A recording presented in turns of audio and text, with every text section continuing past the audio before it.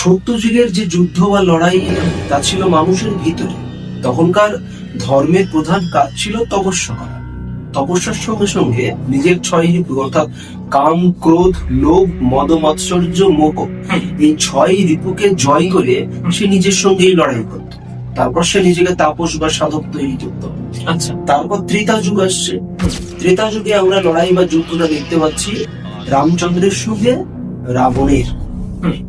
রামচন্দ্র একটা অন্য জাতি, আর্য জাতি, আর রাবণ হচ্ছে অনার্য জাতি, মানে দুই জাতির লড়াই।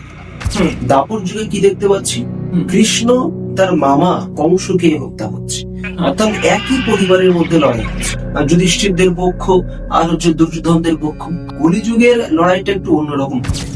কলিযুগে দেখবো কি বিষ্ণুর অবতার কল্কি, সে কিন্তু একা পারবে না।